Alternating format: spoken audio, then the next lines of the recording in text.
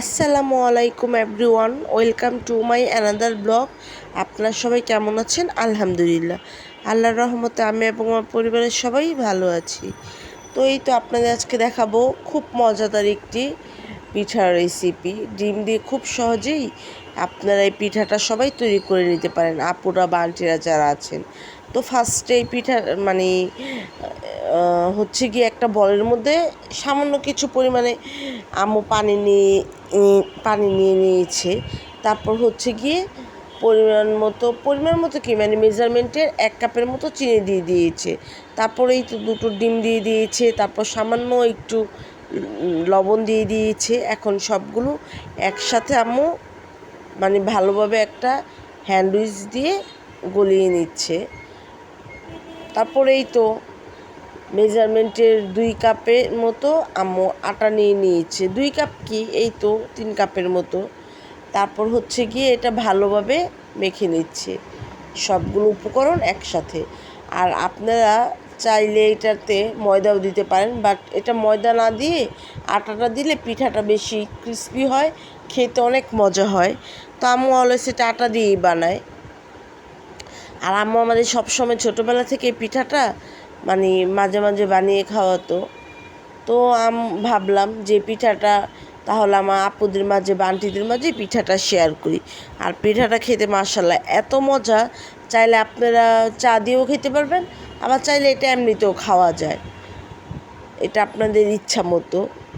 আর তারপরেই তো আম্মু সবগুলো একসাথে, যেমন চিনি, তারপর হচ্ছে গিয়ে এই তো ডিম, তারপর আটা একসাথে ভালোভাবে মেখে নিচ্ছি, একদম ভালোভাবে। আর ডোটা আপনারা যত ভালোভাবে মেখে নেবেন এটা তত ভালো হবে। আর তারপরেই তো একটু আম্মু রেস্টে রেখে দিল এটা। এই চাইলে আপনারা এটা আধা ঘন্টার মধ্যেও রাখতে পারেন রেস্টে, চাইলে এটা 10 মিনিটের মতো রাখতে পারেন। তো আম্মু 10 মিনিটের মতো এটা একটু রেস্টে রেখে দিল।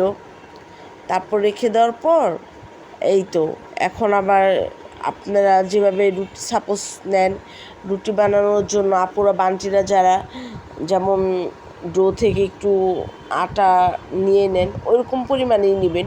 যেমন রুটি যেভাবে বানান সেম একইভাবে, যে একটা রুটি ফার্স্টে বানাবেন। তারপর হচ্ছে গিয়ে এটা একদম পাতলাও আম্মু বানায় না, একদম ভারীও না, এটা একদম অনেক পাতলা যে বানায় তাও না, মোটামুটি মিডিয়াম। তা আমি বড় দেখে একটা রুটির মতো বেলে নিচ্ছি। তারপর হচ্ছে গিয়ে এটা ভালোভাবে বেলে নিয়ে তারপর এখন একটা নাইফের সাহায্যে এটা শেপ করে কেটে নেবে। আর এটা আপনাদের যার যার ইচ্ছা মতো কাটবেন, কেউ আপনারা চাইলে অন্য ডিজাইন দিয়েও এটা কেটে নিতে পারেন, এটা আপনাদের ইচ্ছা মতো। আর প্লিজ আপনারা কেউ ভিডিওটি স্কিপ করবেন না। অনেকেই এরকম আছে যে একটু ভিডিওটি টেনে টেনে দেখে, তো আপনারা কেউ এটা করবেন না, কারণ একটা ভিডিও মেক করতে প্রচুর হার্ডওয়ার্কিং করতে হয়। কারণ অ্যাকচুয়ালি যারা ভিডিও মেক করে তারা জানে।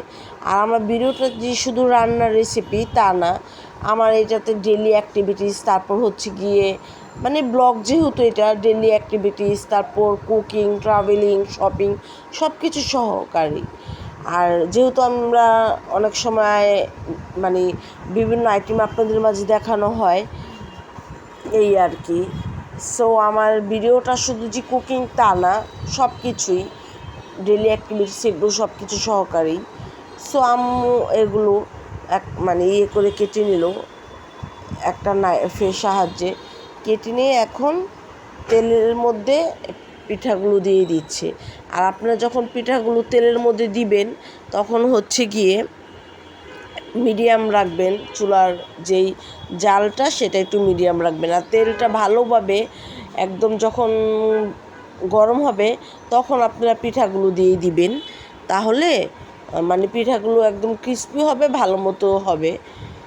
আর আমার ভিডিওটা যদি আপনাদের ভালো লেগে থাকে ছোট্ট একটা লাইক দিয়ে দিবেন, যাতে আমার ভিডিওটা অনেকের কাছে পৌঁছতে সাহায্য করে।